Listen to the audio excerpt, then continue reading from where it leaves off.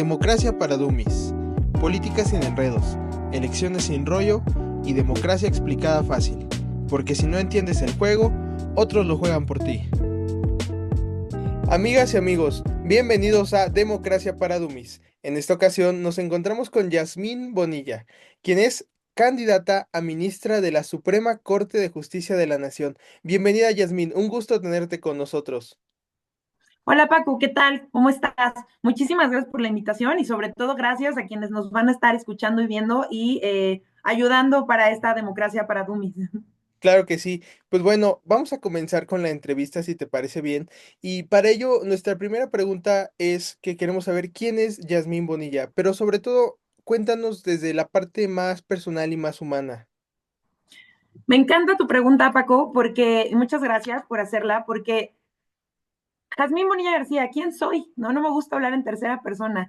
Soy una mujer que también es amiga, hija, hermana, estudiante, porque sigo estudiando, profesora, bueno, atleta, me gusta decir atleta más que deportista. Soy un ser humano común y corriente que decidió hacer de su vida la abogacía, ¿no? Pero solo uno de los rubros de mi vida se dedica a la abogacía y particularmente un área que es muy especial en mi vida, que es el servicio público a través de la resolución de juicios. Entonces, eso es solo una pequeña parte de mi vida, de los muchos rubros que tengo, pero que casualmente impacta mucho en mi vida. ¿Por qué? Porque soy una persona que me gusta ser congruente, me gusta ser honesta, me gusta ser justa. Desde muy pequeñita, cuando me preguntan por qué estudiaste derecho, les he comentado mucho que en mis entrevistas, que el primer día de clases, ¿cómo te llamas? ¿De qué escuela vienes? ¿Y por qué estudias derecho? Mi respuesta fue porque quiero hacer de México un país más justo. Y esto es verdad. Y desde chiquita yo quería ser abogada, porque mi mamá siempre me decía, pero no segura quieres ser veterinaria, no quieres, no, yo quiero ser abogada, porque no me gustan las injusticias, me molesta mucho ver gente en la calle, que niñas y niños que tienen que salir a vender dulces para poder comer ese día, me molesta que haya mujeres, me indigna que haya mujeres violentadas, me indigna y me molesta que no se respete a los pueblos originarios y que haya personas que no quieran respetar su cultura, su cosmovisión, la falta de respeto, la discriminación, la inseguridad, son todas estas cosas que nunca me han gustado. Y encontré en el Poder Judicial la manera de ayudar por lo menos uno a uno o una a una a las personas que viven en este país cuando tengo en mis manos un juicio de amparo para resolver. Por supuesto. Y entonces nos estás comentando que tu deseo o te diste cuenta que querías ser abogada desde muy pequeña. Desde chiquitita, ¿eh? O sea, de verdad. Y mucha gente me ha preguntado, claro, porque sé por ahí, sé que por ahí hay algunos políticos con mi apellido y hay algunos jueces y magistrados, sobre todo también con mi apellido, y me dicen, ¿eres hija de? Y yo, para tu foro, y porque lo he dicho muchas veces, soy honradamente la hija de un mecánico hecho en la calle que se llama José Luis Bonilla Martínez, que ya falleció, pero que lo admiro y lo respeto muchísimo. Y la hija de una comerciante que tampoco pudo estudiar. Mi papá no terminó la primaria y mi mamá no terminó la preparatoria. Es comerciante, se llama Carmen García Cisneros. Esos son mis orígenes. Y mis papás, mi papá y mi mamá nacieron en una colonia de muy bajos recursos de aquí de la Ciudad de México en la alcaldía, hoy alcaldía Iztapalapa. Así que yo no nací en esa alcaldía, porque por ahí se ha dicho que sí nací ahí, pero ahí crecí porque todos los fines de semana iba. Yo crecí entre grasa, aceite, tuercas de un taller mecánico porque me encantan los coches y en los patios con mis primas y mis primos porque pues todos y todas vivían ahí. Entonces ahí era donde yo iba a jugar y a las comidas familiares y es a donde regreso cada año a pasar la Navidad. Entonces, conozco la precariedad en la que viven muchas personas, conozco de los problemas de falta de agua, de falta de seguridad, de falta de alumbrado público que tanto favorece a la delincuencia. Eh, y pues esta es la persona que soy, ¿no? Cuando me dicen, es que, claro, tu familia de abogados, de abolengo, yo, en mi familia, mi hermana es abogada, pero de ahí en fuera, mis papás, un hermano de mi mamá por ahí es abogado, pero de ahí en fuera no hay, ¿no? Entonces, es algo que yo desde chiquita quería hacer y Y cuando yo estaba chiquita, pues mi hermana ni siquiera, me lleva 11 años, ni siquiera sabía ella que yo quería, que ella iba a estudiar derecho, ¿no? Entonces, es algo que traigo innato en mí, porque te digo que pues, desde chiquita me molestaba mucho que le pegaran a una amiga mía y le hicieran llorar. Digo amiga porque estuve en una escuela de puras niñas, ¿no? Pero que le pegaran a una amiga mía o le escondieran los cuadernos o la patearan, me enojaba mucho, ¿no? Y entonces, pues eso a mi nivel de conciencia de los 6 años, pues eso para mí era una injusticia, ¿no? Sí, desde luego. No, y muchas gracias que nos compartes estos detalles sobre tus orígenes, sobre cómo fue tu infancia. Y bien, ahora queremos hablar sobre tu trayectoria profesional, pero para ello queremos que nos lo cuentes a través de alguna anécdota que hayas tenido o algún reto que hayas enfrentado a lo largo de estos años de como profesionista. Mira, te voy a hablar de una anécdota, porque eso la voy a referir después a algo que considero que a veces ya es obsoleto en el Poder Judicial. La mejor anécdota que puedo tener de la experiencia del trabajo a diario es coser expedientes. Muchas personas no saben que en el Poder Judicial de la Federación los expedientes, que son de papel, a lo mejor muchas personas creen que están en carpetas y solo vamos sumando hojas a carpetas o que están engargolados, no sé, pero se cosen con hilo y aguja y son unas agujas muy grandes. Entonces, la primera lección de vida que yo cuento es que aprendí a no coser los expedientes en el aire. ¿No? ¿Por qué?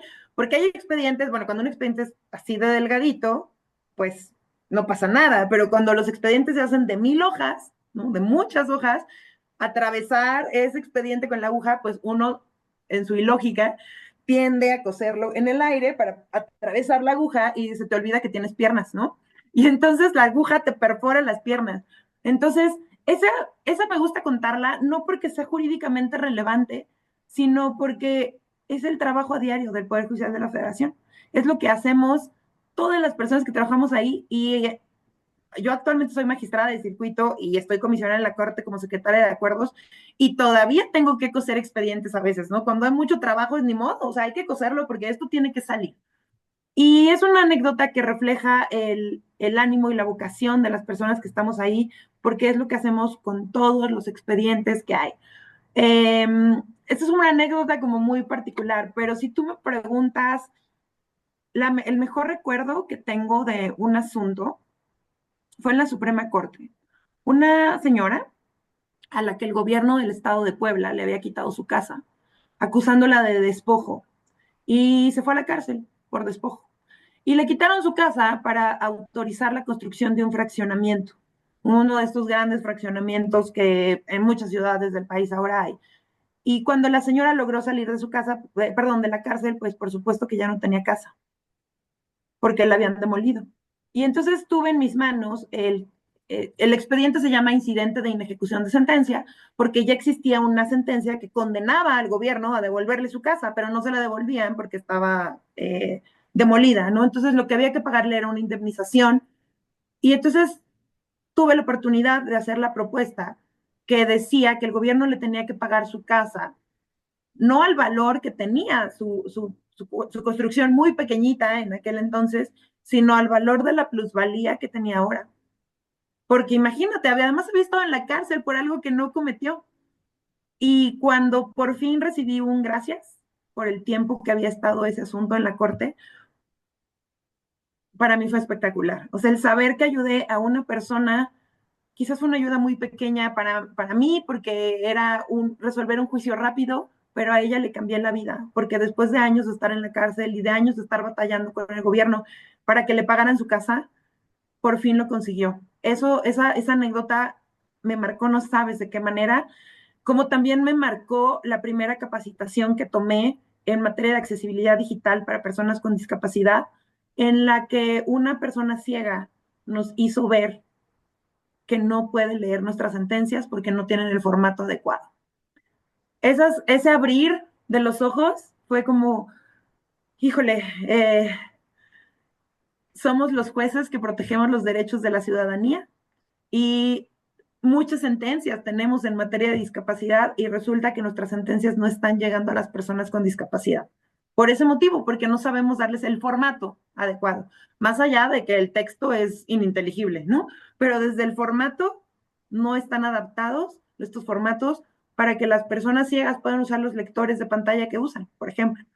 Yo creo que me quedaría con esas anécdotas en mi haber. Hay muchas, pero estas son unas que particularmente han impactado en mi vida. No, y muchas gracias por compartirnoslas. Y creo que, por ejemplo, eso que nos refieres de coser los expedientes y tú ya siendo magistrada y comisionada como secretaria, pues habla también mucho de un valor que creo es muy importante también en el servicio público, que es la humildad, ¿no? Pues decir, o sea, no pasa nada si tengo que coser expedientes porque hay muchísimo trabajo o por lo que sea, pues adelante, toca, ¿no? Y luego esa parte de poder cambiar la vida de una persona a través de la elaboración de una sentencia, de un proyecto, no sé, creo que debe ser de las cosas más reconfortantes a nivel personal, considero. Es la mayor satisfacción que he tenido en mi vida. O sea, cuando me preguntan, pues yo estudié, no es un secreto, yo estudié en una universidad privada, becada, ¿no? Porque a mi mamá y a mi papá no me podían financiar esa universidad y entonces negociaron conmigo, si quieres estudiar ahí, ok, rífate con una beca. Y la obtuve y por eso tuve la fortuna de estudiar en esta universidad. Em, Mucha gente me dice, ¿no? Como, ay, vienes de ahí y tuviste oportunidad de irte a los grandes corporativos y a los grandes despachos. Claro que la tuve, me invitaron despachos a trabajar con ellos, pero mi vocación está aquí. Fíjate que tengo mi asesor de tesis doctoral, que también es un buen amigo mío, me dice muchas veces antes de que todo esto pasara de la reforma judicial, hace más de 10 15 años, él me decía, es que a ti te pueden sacar del Poder Judicial, pero nunca van a poder sacar el Poder Judicial de ti. Justamente por esta vocación de servir y esta satisfacción de hacer las cosas rápido y bien, porque entiendo que muchas personas llevan esperando años por sus sentencias. Entonces, lo mejor que puedo hacer es pagarles con reciprocidad, resolviendo sus juicios no solamente bien, sino también rápido. Desde luego. Sí, y qué bueno que mencionas este tema. Y pues también nos gustaría preguntarte un poco sobre la reforma al Poder Judicial, simplemente para saber tu opinión en general sobre esta reforma. Mira, más que reforma, creo que algo que tenemos que entender es que ya es texto vigente, ¿no? Fue reforma cuando se estuvo discutiendo, pero pues desde el 15 de septiembre del año pasado ya es texto constitucional. Le falta, en mi opinión, y lo he dicho en muchos foros en los que he participado, trató de resolver un viejo debate, una vieja discusión sobre si las personas juzgadoras tenemos que ser elegidas o no a través del voto. Hay quienes dicen que sí, hay quienes dicen que no. Mucho tiempo estuvimos en el sistema de, entre comillas, del no, porque hacíamos exámenes de oposición. Yo soy magistrada, que vengo de un examen, y voy a decir muy orgullosamente que fui el mejor examen del concurso en el que yo participé. Eh, entonces, pero las ministras y los ministros no eran por examen. Las ministras y los ministros era una terna que proponía la presidencia de la República con la elección de 2/3 partes del Senado. Entonces, esta reforma se diseñó para cambiar el sistema de selección de las personas que vamos a estar en los cargos. Y por ahí alguna norma tocó el tema de la rapidez en la resolución de los asuntos, pero no en todos, solo en materia penal, que esto es importantísimo para que las personas no pasen años en la cárcel sin tener una sentencia. Y los temas que son de impacto tributario para la nación son los que tienen un plazo para resolverse rápido. Pero todos los demás, que son los que aquejan los mayores problemas de la ciudadanía, no, ¿no? Entonces, por ejemplo, no se está atendiendo a los temas de medio ambiente, de salud, que hay muchísimos juicios de amparo por autoridades sanitarias que niegan el traslado a un hospital, que niegan medicinas, que niegan vacunas, ¿no? En este caso, lo que pasó con el COVID. Entonces, le falta mucho a la reforma para conseguir este ánimo de impartir justicia rápido y bien. Me parece que el solo cambiar el método de selección de las personas juzgadoras no lo va a ayudar. Y no va a ayudar también porque tenemos que entender ahora que cada persona que llega al cargo, si es una persona que ya está en funciones y que se animó a seguir en el cargo, pues ya conoce cómo hacer las cosas. Pero si es una persona que no, que viene de la academia o que viene unas autoridades, porque hemos visto que se han postulado personas que antes estaban en fiscalías o en secretarías de Estado o en el Senado o en partidos políticos, pues son personas que no están familiarizadas con la actividad jurisdiccional y por eso te decía del coser expedientes. No están familiarizadas ni siquiera con la costura de un expediente. Y entonces cada persona va a tener su propia curva de aprendizaje. Y ahora el tema es cuánto tiempo le va a tomar a estas personas la curva de aprender cómo tramitar un expediente, cómo resolver un juicio, porque ser juez y ser jueza no es solo hacer una sentencia. Esa es la parte más satisfactoria, como te lo decía, no es la parte de el reto jurídico, el reto intelectual para las abogadas y los abogados de qué hago en este caso, pero no es lo único que se hace. Para llegar a esa parte, para llegar a la parte de la sentencia, hay que tener audiencias con las partes, hay que saber valorar pruebas, hay que ver si una prueba es admisible o no en el juicio de amparo, hay que ver si le puedes autorizar o no el domicilio que te están pidiendo, hacer notificaciones personales por estrados, por oficio. Hay juicios que hemos tenido que tienen impacto internacional y entonces hay que hacer una carta rogatoria para pedirle a una autoridad en el extranjero que nos ayude a emplazar a la persona que está en el extranjero. Son todas estas cosas que no todas las personas están familiarizadas con esto. Y entonces van a tener que aprender a hacerlo. Y, y aquí es donde yo vengo cuestionándome mucho y que es una de las cosas por las cuales, además de que porque siempre quise ser ministra, por los cuales me animé, es que en realidad la justicia va a ser más rápido a partir del 1 de septiembre. Me cuesta trabajo pensar que sí, porque se viene todo esto que es el aprendizaje sobre la marcha de algo que no se puede detener, porque tú no puedes detener la resolución de un expediente o de un juicio solo porque estás aprendiendo cómo hacerlo. Entonces, el trabajo tiene que seguir. Entonces, ahora, tampoco quiero poner un escenario catastrófico, ¿no? Porque a mí lo que muchas personas ven como le falta y falta otra reforma y falta que la ley avance, claro que faltan reformas legales, pero yo me gusta verlo como áreas de oportunidad. Y el 94 constitucional no tocó la facultad de la Suprema Corte de hacer acuerdos generales, que son como reglamentos, ¿no? Normas que pueden servir para el Poder Judicial de la Federación. Y a través de acuerdos generales la Corte puede hacer muchísimo, muchísimo, muchísimo, muchísimo que yo he tenido oportunidad de sugerir y proponer algunos acuerdos para la segunda sala que las ministras y los ministros han aceptado y que han dado evidencia de que podemos resolver los asuntos más rápido, porque la segunda sala tiene muy buenos números, por ejemplo. Ahora que comentas este tema de las salas, de acuerdo con tu experiencia, ¿qué implicación tendrá que que ahora se eliminen las salas en la corte? Mira, mira, voy a poner mi cara de escándalo, porque es muy alta.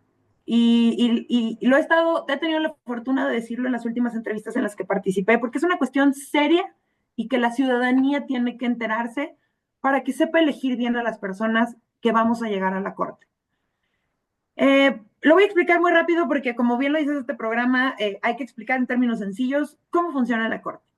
Hoy por hoy, todavía antes del 31 de agosto, la Corte funciona a través de dos órganos.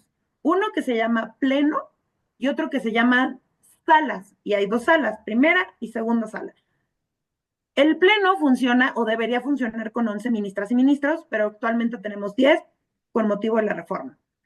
Y porque un ministro se fue en noviembre del año pasado, noviembre, diciembre del año pasado, y entonces ya no se renovó a la persona que iba a estar en ese cargo. Entonces ahorita hay 10 personas en el Pleno.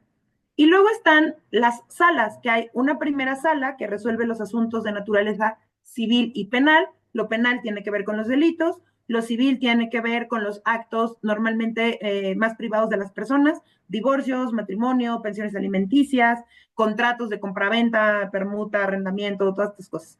Y la segunda sala que ve los asuntos en materia laboral y en materia penal, perdón, en materia administrativa.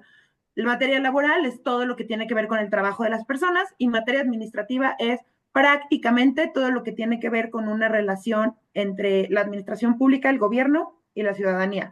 Desde la licencia de conducir hasta la multa de tránsito, hasta el crédito fiscal, hasta el sistema de salud, todas las cuestiones que, propiedad, propiedad intelectual, registro de marcas, patentes, derechos de autor, toda la materia administrativa y el derecho agrario también.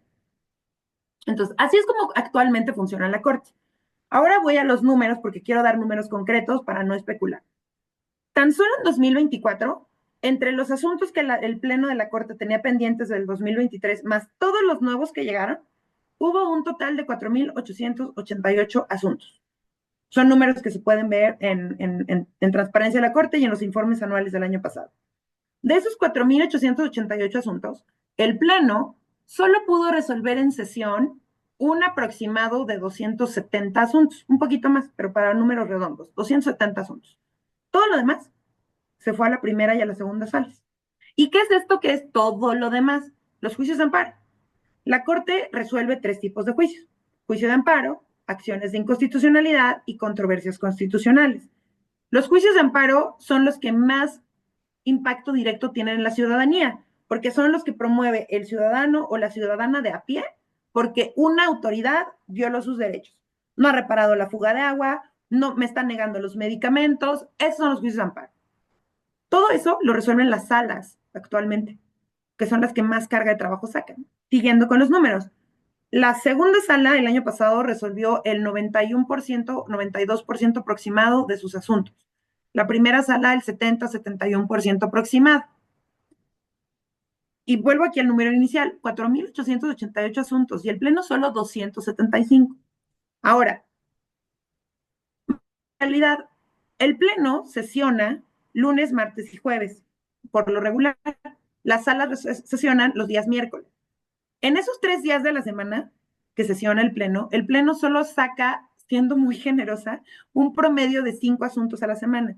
A veces un poquito más, a veces un poquito menos, pero en promedio unos 5 asuntos a la semana. Las salas, en promedio, sacan cada sala unos 40 asuntos a la semana. Así que en promedio tenemos que hay 85 asuntos que salen a la semana en la Corte, de los cuales solamente 5 resuelve el Pleno. Y entonces entendemos por qué solamente sacaron 270 al año, más o menos, porque van resolviendo 5, a veces 3, a veces 6, a veces 4.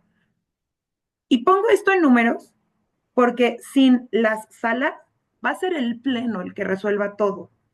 Y si actualmente el Pleno resuelve solamente 5, me cuesta mucho trabajo pensar que el Pleno va a poder sacar 85 asuntos a la semana. Muchas personas se preguntarán, claro, es que son las ministras y los ministros que están ahorita y por eso se tardan tanto, pero va a haber nuevas personas que van a ser más ágiles. Primero, el tema que yo les decía de la curva de aprendizaje, que le va a tomar a cada ponencia. Segundo, no sabemos cuántas personas de la Corte se van a quedar a trabajar. O sea, personas que ya son las encargadas de hacer los proyectos de sentencia, habrá quienes van a renunciar, habrá quienes se van a pensionar, y no sabemos si todas las personas que lleguen a estos puestos le van, a las personas que sí se quieran quedar trabajando en la Corte, si les van a dar la oportunidad de seguir trabajando ahí. Eso es como por ahí un tema, ¿no? Segundo, las ministras y los ministros, pues no van a dejar los proyectos hechos. Habrá quienes sí, habrá quienes no, pero entonces va a haber asuntos pendientes de hacer. Entonces, la primera semana, la segunda semana de septiembre, pues no va a haber sesiones de pleno, porque no va a haber asuntos para discutir, ¿no? Entonces, y si a eso le sumas la dinámica de discusión del pleno, a menos que la nueva corte decida discutir de una manera los asuntos de una manera distinta, la dinámica no va a ser más rápida. Porque ¿cómo se resuelven los asuntos en pleno hoy? Una persona, un ministro, una ministra, lleva un proyecto de sentencia, lo somete a discusión. ¿Y qué es lo que pasa? ¿Se discute el proyecto? No. Lo que se discute, en realidad no hay discusión, sino que hay 9 posturas distintas, hoy en día, que son 10 ministros, 9 posturas distintas de lo que esa persona considera que se debió hacer con el proyecto. Aunque estén de acuerdo con el sentido. Es un poco como este programa de apoyo a emprendedores, en el que hay un juez que dice, me encanta tu idea, es fabuloso, pero yo estoy fuera. Algo así es más o menos lo que pasa en el pleno. Me encanta tu proyecto, el trabajo es excelente, te felicito por la estructura que le diste, pero yo lo hubiera hecho de esta manera. Y entonces, pues por eso no hay discusión y por eso no se abona en el fortalecimiento de una buena sentencia, porque cada quien quiere ir a decir lo que para esa persona en lo particular debió analizarse en materia de interrupción del embarazo, en materia de acceso a la salud, en materia de acceso al agua potable. Y claro, son asuntos muy mediáticos, porque lo que llega a la Corte son asuntos o muy políticamente expuestos o de mucha mediación, de que sea mucho mediático por el tipo de derechos que están involucrados, ¿no? Entonces, creo que el panorama es muy claro de algo que va a suceder y que es real y que la extinción de las salas no va a ayudar a que la justicia sea más rápida en la Corte, a menos que se implementen acciones concretas para hacerlo. Y aquí es donde me voy a echar un poquito de flores, porque son acciones que yo tuve oportunidad de sugerir como secretaria de acuerdos de la segunda sala, que se implementaron y que dieron una notable disminución de asuntos que tenía la segunda sala cuando estuvo el ministro Lainez en la presidencia en 2019, implementamos diversas acciones y fue notable la disminución de asuntos con los que recibimos en 2019 y los que entregamos en 2020, pendientes de resolver. Sí, no, y verdaderamente, así como nos los estás poniendo de manera tan clara con los números y todas estas cuestiones, la verdad es que el panorama no pinta favorable, a menos que, como tú misma lo estás diciendo, pues se haga un cambio, se rediseñe la forma en que se discuten los proyectos en el pleno para lograr hacer más ágil este trabajo. Y bueno, pasemos a la parte en que hablamos de tu candidatura. Queremos que nos cuentes por qué quieres ser ministra de la Suprema Corte.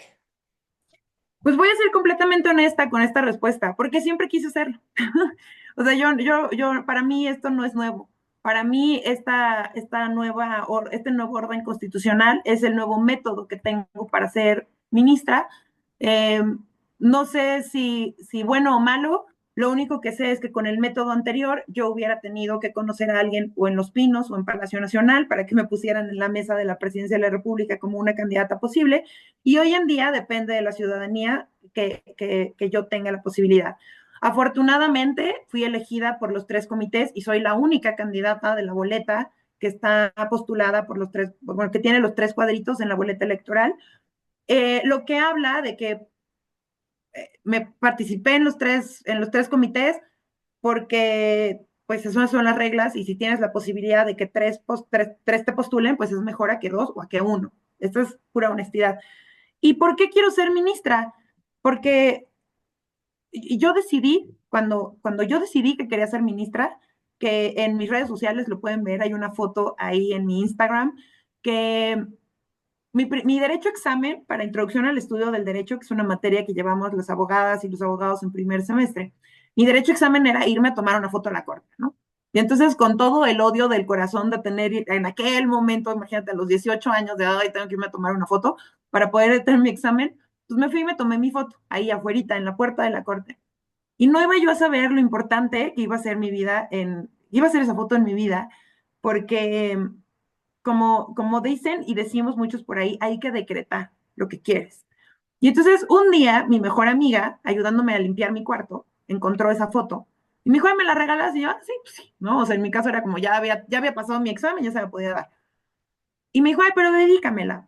Y se la dediqué y le puse, guarda esta foto, algo así como, guarda esta foto para que cuando sea ministra digas que me conociste antes de ser.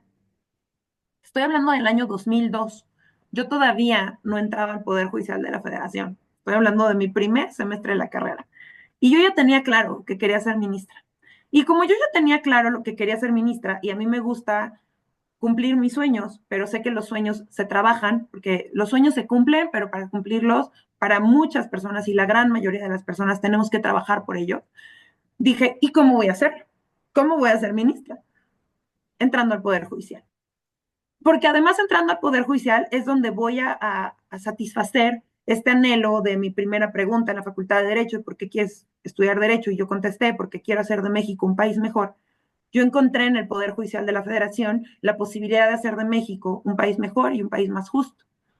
Y por eso quiero ser ministra, porque ya muchos años ayudé a muchas personas a tener una sentencia que fuera justa para ellas y para ellos, que no siempre la sentencia que te da la razón es la que es la más justa. La sentencia justa es la que resuelve conforme a derecho.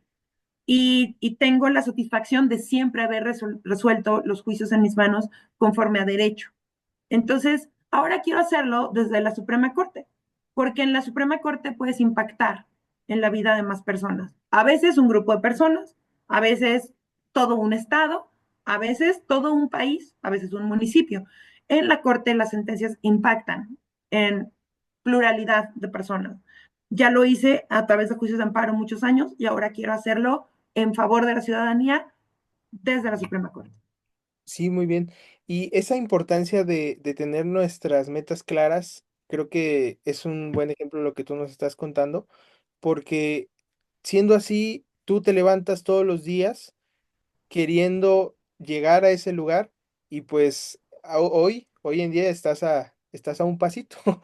Y el hecho de justamente esa trascendencia que tienen las sentencias de la Suprema Corte, pues que impactan verdaderamente en la vida de las personas y no solo de una persona, pueden impactar en la vida de una comunidad muy grande de personas o sea, mucha gente puedes impactar a través de estas sentencias. Y pues sobre tus propuestas de campaña, nos gustaría que nos cuentes cuál es la principal de estas propuestas en caso de que llegues a ser ministra de la Suprema Corte. Híjole, me cuesta mucho trabajo elegir una, porque lo veo como una visión global. Eh, mis propuestas, más que propuestas, son acciones concretas. Y en mis redes sociales he estado y voy a seguir cargando acciones concretas para hacer la justicia más fácilmente accesible, para hacerla más rápida y para garantizar la independencia y la transparencia en el ejercicio del cargo como ministra. Son son muchas acciones las que hay que hacer. Es que no me gusta hablar de propuestas porque he escuchado muy buenas propuestas entre mis colegas, compañeras y compañeros candidatos, pero siendo honesta, he escuchado muy pocas acciones concretas de cómo lograrlo. Y en el panorama, que a lo mejor sonó apocalíptico, el cómo lo puse, ya cuando lo mostré con números, es que tenemos que tomar acciones concretas para poder sacar esos números, ¿no? Y entonces, si yo ahorita les digo a ustedes, es que abolir trámites obsoletos y arraigados en la Corte que no tienen sentido y que están injustificados, o que están muchas veces justificados con es que así se ha hecho siempre, que no soporto esa respuesta cuando alguien me dice, cuando yo pregunto, oigan, pero esto, ¿por qué? Es que así se ha hecho siempre. ¿Pero por qué? ¿De dónde viene? Este conformismo de no averiguar y no tratar de entender por qué hay una práctica que se puede quitar. Entonces, si yo te digo eso, mucha gente va a decir, eso no abona. Pero si yo les explico que quitando trámites obsoletos, te voy a dar otro número. El promedio que se tarda un asunto en llegar de la Secretaría General de Acuerdos a las salas es de 48 días. 48 días desde que llega una demanda a la Corte hasta que llega a la sala que le va a tocar. Y de que llegue a la sala que se va al archivo, 145 días. Entonces tenemos un promedio de 200 días desde que llega el asunto hasta que sale, promedio, porque a veces que se tardan más, en el que se detuvo en trámite. 200 días de trámites absurdos. Que yo te puedo decir con conocimiento de causa, son trámites absurdos, porque se pueden quitar, ¿no? Como por poner un ejemplo, que la gente es lo que esto es lo que las personas no saben. El escoger una pieza postal, ¿no? Porque la Corte conoce juicios de todo el país y entonces tenemos que enviar los juicios y los expedientes y recibirlos a través de piezas postales del servicio de correo, que es muy lento. Y entonces, esperar a que llegue la pieza postal para poder pasar el asunto de toda resolución, cuando te puedes apoyar en jurisprudencias que dicen que a lo mejor la notificación de esa parte en particular, que es el tribunal, no se necesita porque los tribunales no pueden recurrir, pues ahórrate ese paso, no esperes esa pieza postal, ¿no? O que la pieza postal la tienes que pegar en una hoja y certificarla por la subsecretaria de acuerdos para escanearla después, para que el expediente físico sea igualito que el electrónico, aunque el expediente se haya pedido que sea electrónico. Es que son prácticas que no tienen sentido. Entonces, si yo te empiezo a decir un poquito de eso, van a decir, ah, bueno, es que sí es una acción importante, ¿no? O sea, si yo les digo, ay, es que hay que eliminar trámites obsoletos, la gente me va a decir, pero lo que yo quiero es que las sentencias salgan rápidas. Es que, ¿qué crees? Para que tu sentencia esté rápido, se necesita que todo el proceso para armar el expediente, que yo lo explico como armar un rompecabezas en el que tienes que hacer que cada pieza embone perfectamente. Si la gente no sabe que para que haya sentencia se necesita armar este rompecabezas que se llama expediente y que esté armado se puede tardar 100, 150 días, 100 días, 50, 80, pues entonces no van a ver la importancia de erradicar estos trámites, que yo conozco dónde está el problema, porque lo he arreglado en la segunda sala y sé cómo arreglarlo en el pleno. Entonces, por eso te digo, más que propuestas, yo soy de acciones. Y son todas estas pequeñas acciones que yo sé que abonan en la impartición de justicia, pero una de las que yo he hablado mucho es hablemos en español, no en abogado, que nuestras sentencias estén en español para que la ciudadanía la entienda y no quienes las representan en juicio, y garanticemos la transparencia en el turno de los asuntos a los ministros, quién conoce y por qué. Y una que a mí me importa muchísimo y que me interesa muchísimo es acerquémonos de verdad a los grupos vulnerables. Queremos saber si nuestra sentencia va a ayudar a una persona, como te ponía el ejemplo, ¿no? Hace rato, de una persona ciega. Pues escuchemos a la persona ciega antes de dictar la sentencia, para saber si lo que nosotros creemos que le va a ayudar, en realidad le va a ayudar. Porque a lo mejor te va a decir que no, te va a decir, o sea, gracias, pero es que esa medida no me sirve. Entonces, tenemos que dialogar con la sociedad civil, tenemos que dialogar con los grupos vulnerables, con las agrupaciones, y tenemos que enriquecer el diálogo. Acercar la justicia y abrir las puertas, y justicia a puertas abiertas, también significa quitar un poquito la soberbia juzgadora, de la parte juzgadora, de decir yo lo sé todo, y entender que tenemos en nuestras manos juicios que muchas veces involucran muchas áreas del conocimiento que no son las nuestras. Medicina, por ejemplo, los casos de negligencia médica. Yo no soy médico, yo necesito acercarme a los médicos para que me expliquen algunas enfermedades, algunos padecimientos y cómo funciona un hospital para entonces verificar si hubo o no negligencia médica. Entonces, abrirnos al diálogo, a otras áreas del conocimiento para enriquecer nuestras sentencias y enriquecer el debate. Así es. Sí, la verdad es que son consideraciones muy valiosas y sobre todo ese tema que nos estás comentando de acciones concretas. Eso se me hizo muy, muy interesante. Porque pues sí, mucha gente puede proponer y mucha gente puede decir, sí, a ver, hagamos la justicia más rápida. Pero ¿cómo? ¿Cómo vamos a lograr ese aspecto? Pues por lo tanto, te lo agradecemos mucho que nos hayas compartido esto y queremos pedirte si le puedes dar un consejo a la juventud. Puede ser sobre la vida en general, pero también sobre la vida profesional.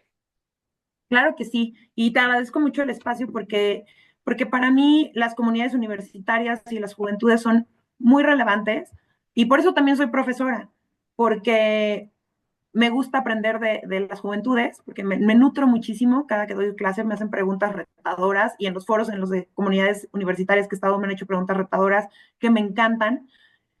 Y a ver, el primer consejo que les voy a dar va a ser muy, a lo mejor les van a sonar como, eres candidata a ministra y o sea, me estás dando ese consejo. Sí, ahorren, ahorren mucho, inviertan su dinero en cosas que les den satisfacción a ustedes. Yo no les voy a decir inviértanlo en bienes, porque cada quien tiene un futuro distinto. A lo mejor alguien lo quiere invertir en viajes, que para mí también es inversión porque es cultura, pero ahorren, porque sí es importante, si algún día van a hacer campaña electoral, que tengan un ahorro para que si van a ser jueces o jueces algún día tengan un ahorro para financiar su campaña electoral. Pero ahorrar es un consejo que les puedo dar. Cuiden su salud, es otro, es muy importante. Duerman y coman sanamente. A lo mejor no se están esperando estos consejos de mí, pero se los puedo decir porque es bien importante. La vida laboral, las personas, y sobre todo las abogadas y los abogados, tendemos a vivir para trabajar en lugar de trabajar para vivir. Y es más importante vivir que trabajar. Entonces, tener una salud, sin salud no tenemos nada. Sin salud, aunque les encante trabajar, no van a poder trabajar. Dormir ayuda muchísimo porque a veces nos desvelamos, maltratamos mucho a nuestro cuerpo, y nuestro cuerpo es nuestra casa durante toda nuestra vida. Y quitando estos aspectos que son muy humanos, muy concretos, que espero que les sirvan, el mejor consejo que les puedo dar es sueñen, y sueñen lo más alto que puedan. Si su sueño es ser presidente de la República, está muy bien. Si su sueño es ser empresaria o empresario, está perfecto. Si su sueño o sueño es ser bailarín, lo que ustedes quieran ser, sueñen y sueñen muy alto, porque los sueños se cumplen. Yo he cumplido todos mis sueños hasta ahora, pero lo más importante, se los decía hace rato, Los sueños se cumplen cuando trabajas por ellos. Es muy difícil que ocurra un milagro o se dé la magia de que un día ya amaneciste y eres millonario. No, me quiero sacar la lotería y nunca compras lotería. Es el mejor ejemplo. Oye, quiero ganarme la lotería. Yo creo que todas y todos queremos. Y nunca compras la lotería, pues va a estar muy difícil que te la ganes, ¿no? Entonces, quiero ser ministra, traza una ruta para hacerlo. ¿Quieres ser el mejor abogado postulante de derecho penal? Traza una ruta para hacerlo y trabaja por ello. Ese es el mejor consejo que les puedo dar. Sueñen muy alto, lo más alto que puedan, pero acuérdense que para que los sueños se cumplan hay que trabajar por ellos. Y entonces trabajen por ellos y tracen una ruta para hacerlo. No se queden en el etéreo de algún día quiero. Tracen la ruta para que sus sueños se cumplan. Claro, muchísimas gracias, Yasmín, por estos valiosísimos consejos que nos das. Y ahora sí, para terminar, simplemente estos minutos que nos quedan son para ti, para que nos comentes lo que tú desees. Pues agradecer nuevamente el espacio, invitarles a participar en este proceso de elección.